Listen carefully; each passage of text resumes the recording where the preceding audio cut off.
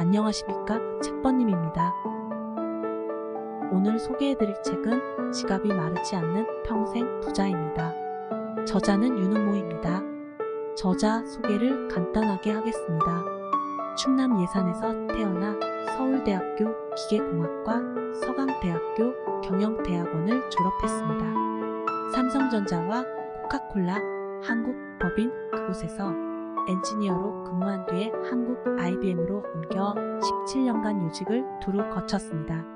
그리고 한국 마이크로소프트 재직 시에는 세계 최고 부자 빌 게이츠의 한국 방문 때마다 동행하며 우리나라 경제계의 부자들을 가까이서 만나보았습니다. 그 시절의 경험은 그의 삶에서 아주 특별한 자산이 되었습니다. 그는 이 책에서 100세 시대의 평생도 걱정 없는 평생 부자가 되려면 한순간 반짝 돈을 버는 재테크가 아닌 매일매일 어떻게 살아야 하는지 알아야 한다고 말합니다. 가정의 현금 흐름을 결정짓는 가계 경제 사이클 속에서 삶의 수준을 높이려면 자산과 부채를 새롭게 정의하고 진정한 자산을 쌓아가는 투자의 변별력을 키우고 우리를 부자로 만드는 무형의 가치들을 쌓아야 한다고 강조합니다. 구체적인 방법으로 시간이 일하게 하는 법, 레버리지의 활용과 현금 흐름 비즈니스의 본질과 단골 손님의 의미 등 경제적 자유로 가는 원리와 수단 부자들의 습관을 제시합니다. 그럼 바로 본문을 보도록 하겠습니다. 부에 대한 태도입니다. 이만하면 됐지 뭐, 다들 그렇게 살잖아. 돈이 많으면 고민도 많을 거야. 돈이면 다 된다는 건 잘못된 생각이야. 가난한 사람들이 흔히 하는 말이다. 틀렸다고 비난할 수밖에 없지만 부자에 대한 꿈이 없거나 자신을 속이는 말이라고 생각한다. 반면에 부자의 꿈을 가진 이들은 자신보다 앞선 사람들을 혐오하고 부러워하면서 더 나은 삶, 더 자유로운 삶, 더 흥분되는 삶을 향해 앞으로 나아가려 노력한다. 지금은 돌아가셨지만 우리가 오르지 못할 산은 없다의 저자, 그리고 나의 멘토 중에 한 분인 강영욱 박사가 대표적인 분이시다. 강 박사는 중학교 시절에 사고로 실명을 했지만 굳건한 신앙 속에서 겸손하지만 강한 의지로 미 국무성 차관보에 오르는 등 보통 사람도 하기 힘든 일을 해냈다. 많은 사람들이 현실에 만족하며 사는 것이 긍정적인 태도이고 행복해지는 길이라고 말한다. 그렇지만 대나무의 마디가 키 큰 대나무를 만들어내듯 불만족과 결핍을 극복하려는 노력의 과정에서 얻어지는 크고 작은 성취들이 우리를 성장시키고 희망을 키운다. 경영의 신이라고 불리우는 마스시타 고노스케도 젊은 날의 불만족과 결핍이 성공의 원동력임을 고백했다. 그렇다. 진정으로 행복한 삶은 그런 노력과 성취의 과정에서 오는 것이다. 마치 아이들이 성장통을 겪으며 성장하고 삶의 행복을 느끼게 되듯 말이다. 더 이상 성장이 없다면 현재에 만족해 미래에 대한 아무런 꿈과 희망이 없다면 어느 교수의 말처럼 영안실에 누워있는 것과 무엇이 다르겠는가? 부자들은 경제적 자유를 추구한다. 일자리가 아닌 사업과 투자에 관심을 갖고 도전한다. 작아도 자신이 주인이 되는 기회를 원하고 일자리를 찾는 사람들을 고용해 더 큰 부와 성공을 향해 나아가려 한다. 그들은 봉급과 연봉이 얼마인지 보다 자산과 그 자산으로부터 발생하는 현금 흐름을 더 중요하게 여긴다. 어찌 보면 경제적 안정과 경제적 자유는 반대 말이다. 로버트 기요사키는 안정을 추구하고 사는 사람들은 안정을 잃을까 봐 늘 두려워하기 때문에 결국 안정적인 삶을 누리지 못하는 아이러니를 지적한다. 반면에 자유는 도전과 투쟁을 통해 얻어지는 경우가 많다. 안정을 추구하는 사람들보다 더 많은 어려움을 만났고 실패와 좌절을 감내해야 하지만 그 과정을 통해 획득한 경제적 자유는 특별한 즐거움을 오랫동안 누리게 해주며 다른 가치들을 볼 수 있게 해준다. 많은 사람들이 직장에 매달리면서 부자가 되고 싶어 한다. 그러나 생각해 보시라. 어느 누구가 더 이상 일을 안 해도 될 만큼 충분한 보수를 준단 말인가? 아무리 열심히 일해도 일한 시간과 돈의 교환은 그 기간의 크기에 한계가 있다. 부자와 가난한 사람들의 주된 차이점 중에 하나가 바로 위험을 대하는 태도다. 부자들은 실수와 실패의 경험을 배움의 기회로 만든다. 실패는 성공의 어머니라는 말도 있지 않은가. 부와 성공을 향해 나아가는데 장애물과 위험은 늘 존재하지만 지식과 경험을 통해 그것을 충분히 터득하면 어떤 장애물이든 극복할 수 있거나 통제 가능해진다. 워렌 버핏은 진정한 위험은 자신이 무엇을 하고 있는지 모를 때 다가온다고 했다. 피할 수 없다면 주도적으로 맞서 경험하고 기회로 만들려고 노력해야 한다. 실수와 실패는 성공의 과정에서 위험을 극복하고 통제하는 법을 알려주는 가장 좋은 스승이다. 사실 실패라는 단어가 없다면 성공이라는 단어도 있을 수 없다. 실패를 피하려고 한다면 성공도 피해간다는 사실을 알아야 한다. 성공을 현미경으로 들여다보면 작은 성공과 실패의 경험들로 가득 차 있다. 사업이나 투자에서 사람들이 실패하는 가장 큰 이유는 그 사실을 모르고 실패하지 않으려 하기 때문이다. 부자들은 돈보다 시간을 귀하게 여긴다. 때로 돈을 주고 다른 사람의 시간을 사기도 한다. 그 시간들을 모아 사업을 하고 투자를 한다. 그리고 자투리 시간이라도 소중히 여긴다. 작은 시간들이 모여 무엇을 하기엔 충분한 시간이 만들어짐을 너무나 잘 알기 때문이다. 또 필요할 때는 시간을 만들어 투자한다. 필요한 지식과 정보에 귀를 기울이며 책을 읽고 세미나에 참석하며 사람들과의 좋은 관계를 위해 시간을 할애한다. 그러면서도 가족과 함께 여행을 하고 삶의 여유를 찾아 새로운 활력을 얻는다. 어떻게 그 많은 일들을 할 수 있을까? 누구에게나 하루에 24시간이라는 시간이 주어지는데 이렇듯 시간을 보는 관점과 시간을 대하는 다른 자세가 가난한 사람과 부유한 사람을 가르는 건 아닐까? 그러니 부자들의 시간에 대한 관점을 마음에 새기자. 시간은 아껴 쓰는 소비의 대상이 아니라 만들어 투자하는 자산이다. 성공은 성공한 사람에게서 배운다. 성공의 제일 법칙이다. 부자가 되려면 부자에게서 배워야 한다. 배울 곳이 있고 기회가 있는데 혼자 깨우치겠다고 고집하는 것은 어리석은 일이다. 혼자서 자수성가의 부자가 된 경우도 있지만 자세히 들여다보면 그들에게도 스승이 있었다. 앞에서 살펴본 부자들의 생각, 태도, 선택 기준과 습관을 모방해야 한다. 부유하다는 것은 단순히 돈이 많다는 것만 의미하지 않는다. 얼마 전에 와칭이라는 책을 만났다. 양자 물리학의 관찰자 효과라는 것으로부터 삶의 지혜를 이끌어내는 내용으로 누군가가 바라보면 사물의 움직임이 달라진다는 바라봄의 효과에 관한 이야기다. 나는 이 책에서 아주 재미있는 모방의 비밀을 배웠다. 나를 남이라고 생각하고 스스로를 바라보면 다른 사람이 나를 바라볼 때 100배의 효과가 있다고 한다. 이 원리를 작용해 부자인 나를 상상하면서 주의 깊게 나를 관찰하면 아직 부자가 아닌 내가 지금 무엇을 변화시키고 무엇을 따를지를 보다 쉽게 깨달을 수 있다. 부자의 꿈이 간절하다면 미래의 부자인 당신에게서 답을 찾을 수 있다는 말이다. 웃으면 복이 오는 걸까요? 아니면 복이 와야 웃게 되는 걸까요? 또 다른 예로 글솜씨가 좋아야 글을 쓸 수 있는가? 글을 쓰다 보니 좋은 글솜씨를 갖게 되는 걸까? 금전적으로 여유로운 부자가 되는 것이 먼저인가? 부자의 관점과 습관을 갖는 것이 먼저인가? 이는 잘 알려진 비두 해부 성공 모델에서 모범 답안을 찾을 수 있다.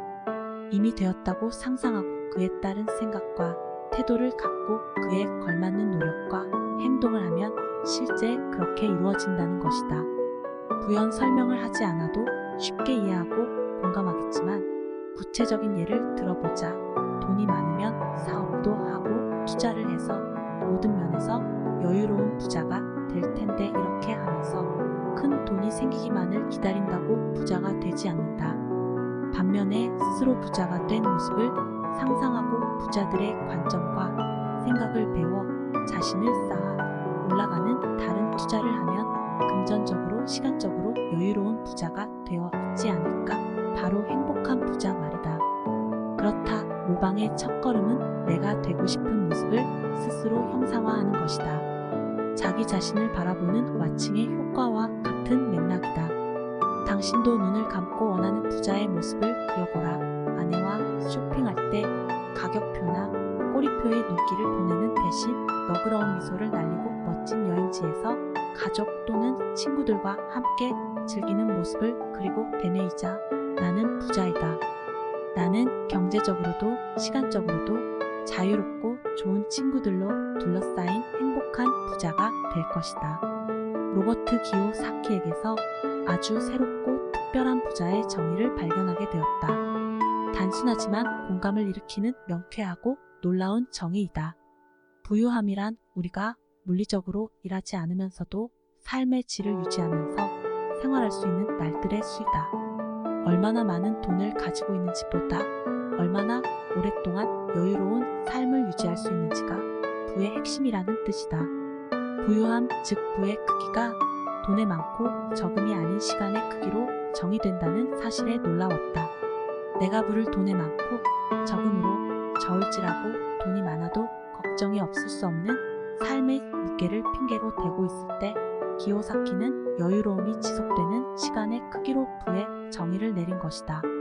일시적이 아닌 지속적인 경제적 부유함과 행복한 삶을 추구하는 인간의 욕망으로 보았을 때 참으로 타당한 정의가 아닌가. 부자가 된다는 것은 평생 돈 걱정 없이 살고 싶은 것임을 새삼 공감했다. 여기서 평생 역시 시간의 단위이다. 내가 만약 오늘 당장 일을 그만둔다면 나는 며칠을 더 살 수 있는지가 부의 척도이다. 모두 시간을 부의 단위로 정의하고 있다. 돈의 크기를 이야기하고 있진 않지만 어느 정도 되는 삶의 질을 전제로 하는 것은 물론이다. 어떤 부자가 되고 싶은지 명확히 정의하고 구체적으로 상상하라. 돈에 대한 지식보다는 지혜가 더 필요하다. 돈이 들고 나는 흐름에 더해 우리가 살면서 추구하는 가치, 삶의 방향에 관한 깊은 이해와 믿음이 있어야 한다. 결국 돈과 행복은 지혜가 부족하고 가난한 사람들에게서 빠져나와 지혜로운 사람들에게로 흘러 들어갈 것이기 때문이다.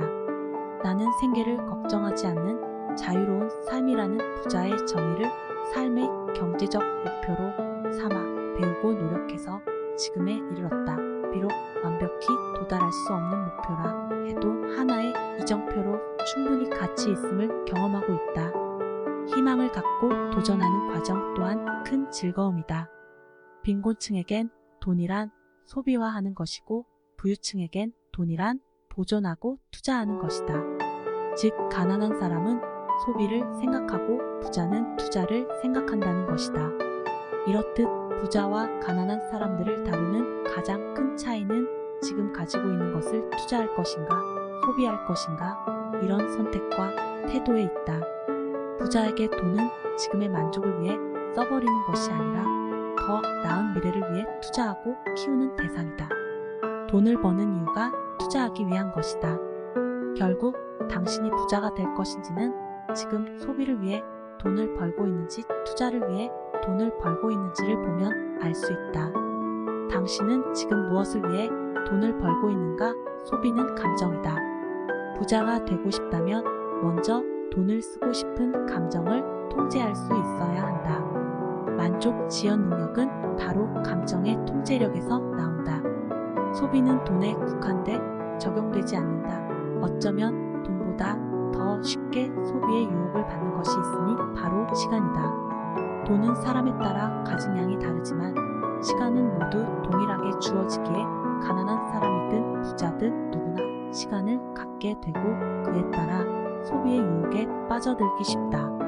시간을 소비하게 만드는 가장 큰 주범은 게으름이다. 진정한 게으름은 할 일이나 결정을 자꾸 뒤로 미루는 것이라고 하지만 미루어 얻어낸 시간마저 낭비해버리니 망설임과 게으름은 시간 도둑이라 할 만하다. 더 큰 문제는 돈과 시간의 소비가 동시에 일어난다는 사실이다. 쇼핑을 위해 쓴 시간을 생각해 보면 이해가 될 것이다. 투자도 마찬가지다. 투자는 만족을 지연하는 것이라고 했는데 좋은 결과가 나올 때까지 기다려야 하니 돈을 투자한다는 것은 시간을 투자하는 것과 다르지 않다. 미래를 바꾸고 싶다면, 더 부유한 삶을 살고 싶다면 지금 소비하는 대신 투자를 선택해야 하는 것은 변하지 않는 사실이다. 그런데 돈을 쓰고 싶은 소비의 유혹이 너무 강해 소비의 감정을 통제하기 어렵다.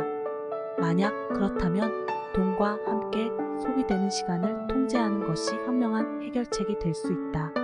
즉 시간이 의미 없이 소비되지 않도록 그렇게 하면 돈의 소비도 통제할 수 있다. 바쁠수록 소비의 기회가 적은 것을 보면 시간의 통제가 소비를 통제하는데 얼마나 효과가 좋은지를 알 수 있다.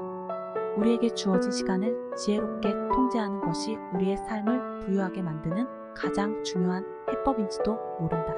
그리스의 우화 중에 황금알을 낳는 거위라는 우화가 있다. 여기에서 거위는 자산이고 이미 나 가지고 있는 황금알은 재산이다. 자산은 지속적으로 가치 즉 황금알을 만들어내는 그 무엇 즉 수입원을 지칭하는 반면 재산은 어떤 일정한 시점에 내가 소유하고 있는 것이다. 그래서 보통 개인이 가지고 있는 것을 재산이라고 칭하고 가치를 만들어 이익을 추구하는 기업이 가지고 있는 것을 자산이라고 부르는 것이다. 한마디로 황금알을 낳는 거위를 자산이라고 합니다. 그렇다면 당신이 살고 있는 아파트는 어떨까? 자산일까? 아파트가 당신의 호주머니에 돈을 넣어주고 있는가? 진실을 말하면 당신의 아파트는 안타깝지만 자산이 아닌 부채이다. 하룻밤 자고 나면 아파트 가격이 오를 때를 기억한다면 또 요즘같이 부동산 가격이 오를 때에는 내 말이 이해도 공감도 안 될 것이다. 하지만 주택은 당신의 호주머니에서 돈을 빼가는 부채임이 확실하다. 내 집을 가지고 있는데 각종 비용으로 유지하기에는 벅찬 경제적 어려움을 겪는 것. 이것이 종종 회자되고 있는 하우스 푸어의 실체이다. 내가 은행에서 어렵게 담보대출을 받아 장만한 아파트가 부채라면 그러면 나는 열심히 저축해서 모은 현금의 대출을 더해서 부채에 투자한 셈이란 말인가? 금융지능적 관점에서는 대답이 그렇다이다. 대표적인 사례가 앞서 언급한 2008년 미국의 금융위기이다. 전 세계의 수많은 사람들을 위기로 몰아넣은 미국발 금융위기의 원인은 바로 주택 가격 하락이었다. 주택을 자산으로 인식할 때 투자의 위험성은 크다. 거기에다 사는 동안 끊임없이 요구되는 비용을 고려하면 당신이 구입해 거주하고 있는 집은 자산이 아닌 부채이다. 배당을 목적으로 하는 투자 외에 주식으로 부자가 될 수 있는 방법은 한 가지 더 있다. 그것은 사업체를 만들고 키워 가치가 높아진 주식을 공개시장 또는 비공개시장에 파는 것이다. 또는 유망한 사업체를 발굴해 초기에 참여하는 것도 포함된다. 많은 성공한 기업가들이 그렇게 해서 큰 부자가 되었다. 주식을 사고 팔아 시세 차익을 목적으로 하는 거래는 자산에 대한 투자로 볼 수도 없고 돈을 벌기도 어렵다.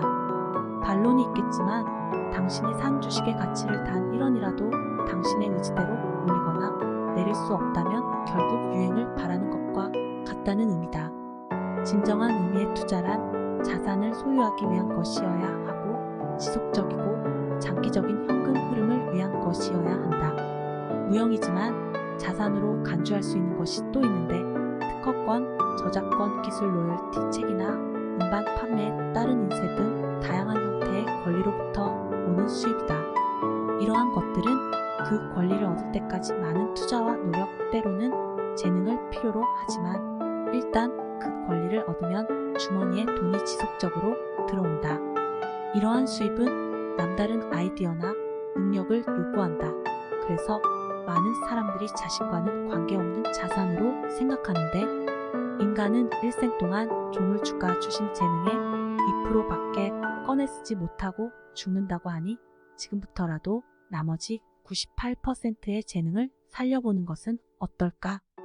그러면 당신도 로열티나 인쇄 같은 무형 자산을 가질 수 있을지도 모른다. 시간의 마법, 시간은 많은 일을 동시에 수행한다. 우리가 공부를 하고 지식을 쌓는 동안 키를 자라게 하고 직장에서 일하면서 봉급을 버는 동안 예금한 돈의 이자를 키운다. 이 점을 잘 이해한다면 우리는 시간이 많은 일을 하게 할 수 있다. 시간 마법에 성공의 비밀이 있다. 즉 시키지 않아도 시간은 모든 사람에게 똑같은 일을 하지만 사람마다 시간에게 어떤 일을 시키느냐에 따라 많은 것이 달라진다. 돈과 마찬가지로 시간이 올바르게 일을 하는 것이 당신의 꿈을 이루고 부자가 되는 핵심이라는 뜻이다. 시간이 내가 원하는 일을 하도록 만들 수 있다면 나는 세상에서 가장 강력한 파트너를 갖게 된다. 내가 더 열심히 일하면 시간도 그만큼 더 열심히 일한다. 또한 시간은 내가 움직이는 방향으로 함께 일을 한다. 이런 말처럼 우리는 시간을 통제할 수 있고 시간의 레버리지를 이용할 수 있다. 부자들, 즉 성공한 사람들은 시간이 일을 한다는 비밀을 아는 사람들이다. 그들은 시간을 만들어 투자한다. 작은 투자가 지속적으로 쌓여 큰 자산을 만들어 낸다는 것도 알고 있다. 결정적으로 시간이 자신과 함께 일하는 것도 안다. 돈보다 시간을 더 소중하게 여기면서 소중한 것을 투자해야 더 큰 것을 얻는다는 것을 안다. 기업에서 사람을 고용하는 것도 여러 사람들의 시간을 모아 투자함으로써 큰 레버리지 효과를 내려는 것이다. 투자의 속성이 현재의 만족을 미루어 미래의 큰 열매를 따려고 하는 것이라고 그렇게 설명할 때 분명한 방향성을 갖고 일관되게 한 걸음씩 옮기는 동안 시간이 동반자가 되어 목표에 가까이 다가가게 될 것이다. 돈이 일을 하게 하라고 했지만 시간이 일을 하게 하는 것, 기다릴 줄 아는 것도 중요하다. 돈이 일을 하게 만드는 것도 시간이기 때문이다. 사람들이 돈을 투자하면서 충분한 시간을 함께 투자하지 않는다면 또는 기다려주지 않는다면 돈이 따라오지 않거나 이미 투자한 돈도 잃게 된다. 돈이 충분치 않아도 시간을 충분히 투자하면 무엇이든 만들어낼 수 있다. 어쩌면 부자와 빈자는 당장 돈이나 현재 갖고 있는 자산의 크기보다 우리 손에 쥐어진 시간이라는 자산이 얼마나 큰 레버리지를 일으킬 수 있는지, 그러한 레버리지를 얼마나 많은 사람들과 함께 만들어 갈 수 있는지에 의해 갈릴 것이다. 거울을 들여다보며 매일같이 선물처럼 주어지는 하루 24시간을 나는 어디에 어떻게 투자하고 있는 걸까? 이렇게 자신에게 물어보자. 이때 시간이 없다라는 말은 결코 하지 말자. 나는 아무것도 가진 게 없는 가난한 사람이에요. 이런 말과 같다. 부자가 되고 싶다면 바빠서 시간이 없다라는 말 대신 혹은 시간이 없는 가난한 사람들과 어울리는 대신 시간을 어디에 투자할지를 항상 염두에 두고 선택의 기회를 열어놓고 지내야 한다. 또 마땅히 부자들과 어울리고 부자처럼 생각해야 한다. 강조하는데 시간은 가장 중요한 자산이며 강력한 파트너로서 나의 삶을, 나의 미래를 결정한다.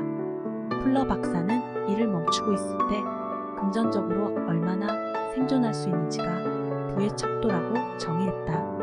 만약에 노동을 멈추고도 주머니에 남아있는 돈으로 삶을 위한 지출을 평생 감당할 수 있다면 당신은 이미 부자이다. 한마디로 평생 부자다. 그런데 남은 돈으로 3일밖에 살 수 없다면, 직장인이 일자리를 잃고 3개월만 버틸 수 있다면 저축한 돈으로, 혹은 부동산을 처분해 3년 동안은 일하지 않고 살 수 있다면 어떨까? 부유함은 시간의 단위로 측정된다고 했으니 3일 부자, 3개월 부자, 혹은 3년 부자라고 할 수 있을 것이다. 어떤 사람들은 노동 수입의 일부를 저축해 소위 재테크를 한다. 종잣돈을 만들어 추가 수입을 위한 투자를 생각한다.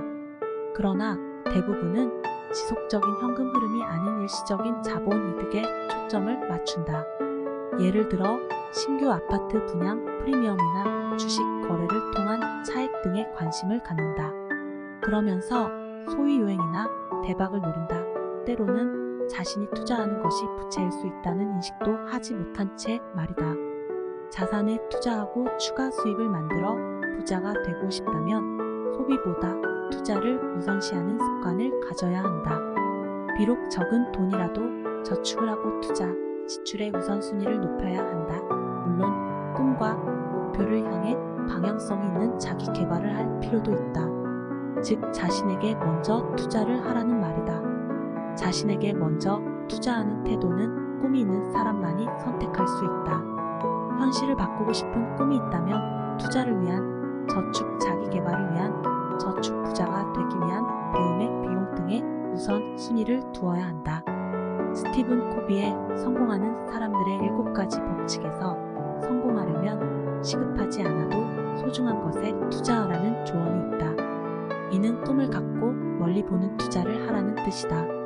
그래야 수입이 지출의 사이클에서 벗어나 부자의 꿈을 꿀 수가 있다. 부자가 되고 싶은 간절한 꿈은 분명한 자산이다. 꼭 부자의 꿈이 아니더라도 무엇이든 간절한 꿈이 있고 목표가 분명하다면 꾸준히 한 발 한 발 나아가는 과정에서 모든 생각과 행동이 꿈이라는 자산을 성취해내기 위한 투자가 된다. 그러면 변형과 창조의 과정을 통해 그 꿈이 현실이 되어 당신의 호주머니에 성취의 기쁨과 함께 돈을 넣어줄지도 모른다. 돈만 쫓아서는 돈을 벌 수 없다. 꿈에 대한 간절함. 못지않게 중요한 것이 하나 더 있는데 바로 꿈이 이루어진다는 믿음이다. 비가 올 때까지 기우제를 지내는 인디언처럼 포기하지 않으면 언젠가는 반드시 이루어질 것이라는 믿음은 간절함이 오래 지속되도록 도와주는 버팀목이다. 간절함과 믿음은 당신의 현실과 꿈을 잇는 다리가 될 것이다. 자산은 변형된다고 했다. 시간이라는 자산의 첫 변형은 그저 흘러가는 시간에서 의미 있는 투자되는 시간으로 변형이다. 시간을 잘 알고 통제할 수 있다면 호주머니에 돈을 넣어주는 자산으로의 변형도 충분히 가능하다. 누구에게나 자신이 온전한 통제권을 갖는 자투리 시간은 늘 있는 법이다. 늦은 퇴근 후에 주말에 때로는 식사 시간을 아껴 투자할 수 있다. 문제는 그 자투리 시간을 무엇에 우선순위를 두고 투자하는가이다. 아주 작은 자투리 시간이라도 방향을 정해 꾸준히 투자한다면 자산을 만드는데 기여할 수 있다. 아침에 조금 더 일찍 일어나 경제신문을 보고 꼭 필요치 않은 술자리를 줄이고 습관적으로 손에 쥐는 TV 리모컨과 스마트폰을 스마트하게 관리하면 투자할 수 있는 시간의 양이 늘어난다. 통제력은 이제까지 배운 자산 투자, 현금 흐름 내버리지 못지않게 부와 성공을 위한 꼭 필요한 능력이며 자산이다. 자기관리 능력과 같은 의미라고도 할 수 있다. 자신이 가장 큰 적이고 자신을 이기면 무엇이든 이길 수 있다라는 말을 들어보았는가? 또한 자신의 감정을 통제하지 못하면 자신의 돈을 통제할 수 없다라는 워렌 버핏의 주장은 돈은 감정이다라는 경제의 한 원리와 맥락을 같이 한다. 크게 성공할 수 있었던 거래에서 작은 이익밖에 취하지 못한 것도 그 감정 때문이었다. 그런 두려움의 감정은 마음을 조급하게 만들어 시간의 레버리지를 제대로 활용하지 못하게 했다. 그런데 즉시해 보면 두려움의 대부분은 무지에서 나온다는 것을 알 수 있다. 깜깜한 골목길이 무서운 이유는 그 어둠 속에 무엇이 있을지 모르기 때문이다. 실제로 두려워할 만한 것이 아무것도 없는데 눈에 잘 보이지 않는다는 이유로 두려움이 생긴다. 이보다 더 큰 문제가 있는데 바로 자신이 무지하다는 것을 모르는 무지다. 우리는 늘 감정적으로 행동하고 이성적인 논리로 변명하고 합리화한다. 문제는 그런 감정이 적절히 통제되고 적절한 때, 적절한 장소에서 표현되고 발휘되는가이다. 인생은 희노애락으로 구성된 연극인지도 모르겠지만 확실한 것은 부와 성공은 감정을 통제하지 못하고는 이루기가 불가능하다는 사실이다. 이해할 수 없다면 소유할 수 없다라고 했던가? 무슨 일이든 잘 알아야 성공할 수 있다. 사업에 성공하려면 사업의 본질을 잘 알아야 한다. 모든 사업의 본질은 애용자, 즉 반복적으로 소비하는 사람들을 만드는 것이며 애용자는 흔히 쓰는 말로 단골 손님이다. 동네 빵집 주인은 신선하고 맛있는 빵과 미소 가득한 얼굴로 경쟁하고 대기업은 기술 개발과 애프터 서비스망으로 경쟁을 한다. 인터넷상에서 비즈니스를 일구는 이들은 구독이라는 이름으로 단골을 모은다. 목표는 단 하나이다. 애용자의 확보이다.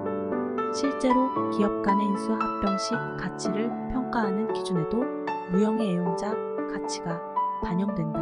바로 우리가 브랜드 파워라고 표현하는 그것이다. 또 자영업자들이 가게를 넘길 때 소위 권리금을 주고받는 경우가 있는데 이 또한 같은 업종이라면 장부상에 보이는 시설 이외에도 기존 단골 고객의 가치를 인정한다는 의미일 때 그 가치를 주장할 수 있다. 결론적으로 경쟁력이 있는 아이템과 그 아이템을 찾는 애용자가 있으면 사업은 성립한다. 아이템은 애용자를 만들 수 있는 대상이라면 무엇이든 될 수 있다. 아이템을 직접 만드는지 다른 사람이 만드는 것을 취급하는지 얼마나 많은 자본이 투자되고 얼마나 큰 규모인지는 중요한 핵심이 아니다. 지금까지 이 책에 대한 리뷰를 모두 마쳤습니다. 이 책은 간결하면서도 참 유익한 책이었습니다. 지은이가 생각하는 평생 부자에 대한 그런 생각이 좋았습니다. 한번 구해서 읽어보실 것을 추천드립니다. 여기서 리뷰를 마치도록 하겠습니다. 구독과 좋아요는 사랑입니다. 감사합니다.